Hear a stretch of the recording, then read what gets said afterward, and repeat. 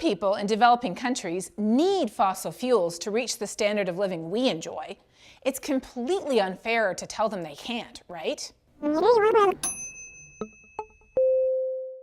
number of people on this planet has grown steadily over the last few thousand years, thanks to the optimal climate conditions that allowed us to thrive and expand. But it wasn't until we figured out how to power our lives with coal, and then gas and oil, that our population really took off exponentially. In 1780, at the beginning of the Industrial Revolution, there were around 900 million people on this planet. Today, there's more than 7 billion of us. Fossil fuels have powered the technology that's brought us untold benefits. We don't have to walk miles to get our water from the well anymore. It's right here when we turn on the tap, and purified too. We don't have to hunt and gather our food all day, every day, and then worry about it spoiling overnight. We buy it at the grocery store, and then it sits in our fridge for days or even weeks. We used to get around by foot, cart, or horse, but now we have cars, trains, and airplanes that whiz us around town and across the world at what would have seemed like incredible speeds to our great-grandparents. We don't have to go to bed at sunset and rise at dawn anymore either. Electricity gives us light and much more anytime we want it. And modern medicine, that might be the biggest advance of all. I don't know about you, but I'm pretty sure I'd be dead by now if I were living in the conditions we had before the Industrial Revolution. There's no question that fossil fuels have benefited us enormously.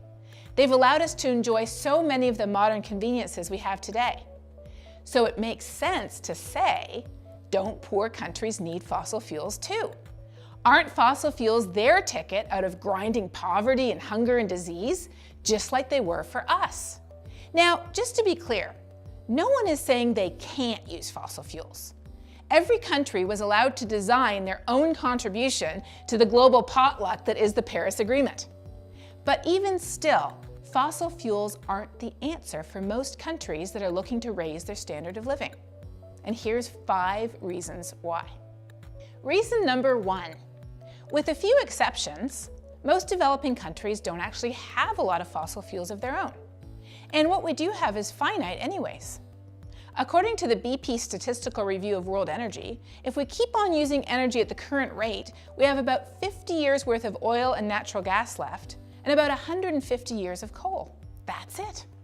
And of the world's remaining reserves, it's estimated that about 37% are in North America, about 20% each in Europe and the Middle East, 14% in Latin America, mostly Venezuela and Brazil, and that means that the remaining 10% or so of those reserved are all that's left for the rest of the world, including most of Africa and Southeast Asia. So when we say to poor countries, you should use fossil fuels to develop the same as we did, we're essentially saying, let us help you become dependent on the same energy sources we use that are finite, and oh, you don't have them anyways, so you have to buy them from us. That doesn't sound quite so altruistic anymore, does it? Here's reason number 2.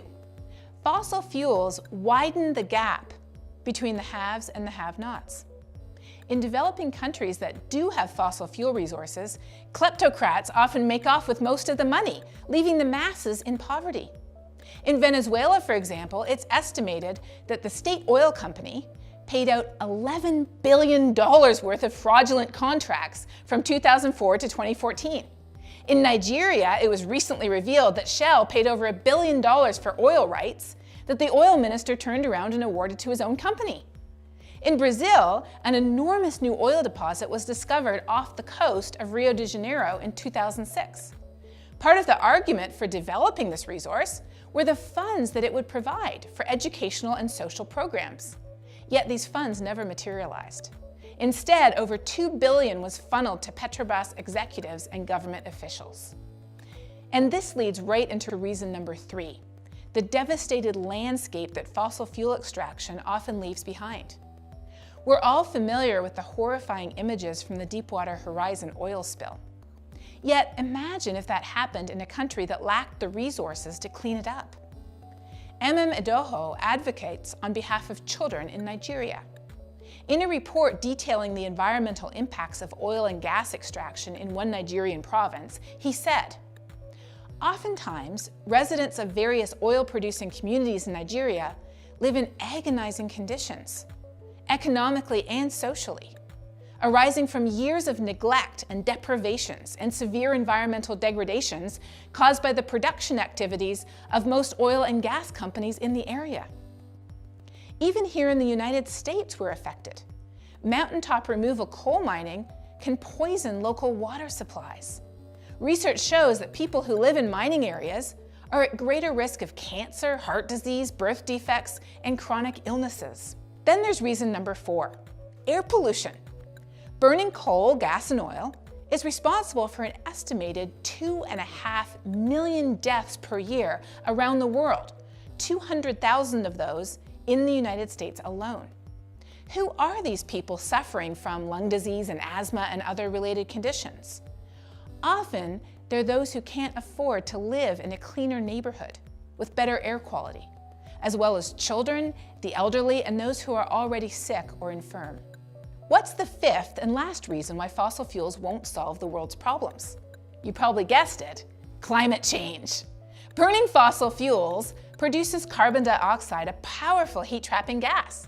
Carbon dioxide emissions from fossil fuels are the #1 reason why global temperatures are rising today. Why does this matter to poor countries? Because the suffering that global warming will cause to our resources, our welfare, and our economies is not going to be parceled out equally. As temperature increases, global GDP is likely to drop. One study forecasted possible decreases of over 20% by 2100. So today, global GDP stands at around $80 trillion per year. Let that number sink in. That is $80 trillion per year. Compare 20% of that, $16 trillion, with the estimated cost of meeting the Paris Agreement worldwide, between 40 to 175 billion per year, or just 0.005 to 0.2% of global GDP. And the global south will bear the brunt of the economic losses caused by climate change, with the poorest 40% of countries estimated to experience a 75% drop in their average income. Any of these reasons alone should be enough to convince us that encouraging poor countries to develop an addiction to the very same energy sources that are responsible for climate change is a bad idea. Poor people the world over are already suffering disproportionately due to climate change today, but they still need energy. Access to energy is essential to our health, our quality of life, and our well-being. So that's why I'm so excited by the stories that I'm hearing these days. How pay-as-you-go solar may revolutionize areas of Africa with no electricity grid at all. How India is introducing new trains with rooftop solar panels to provide the power for the coaches. And how Costa Rica got a full 98.1% of its electricity in 2016 from renewable sources, including hydropower, solar, and wind. So let's turn our attention to helping the developing world leapfrog over coal and oil and gas to adopt these inspiring new technologies, rather than expecting them to do it the same old way we did 200 years ago.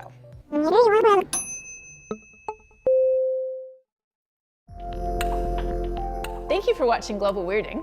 Be sure to check out globalweirdingseries.com every other Wednesday for a new episode. Don't forget to subscribe to our YouTube page, like us on Facebook, and follow me on Twitter. Have a question about climate change? We want to hear it. We'll have a live Q&A on our Facebook page every other Thursday at 7 p.m. Central. See you next time.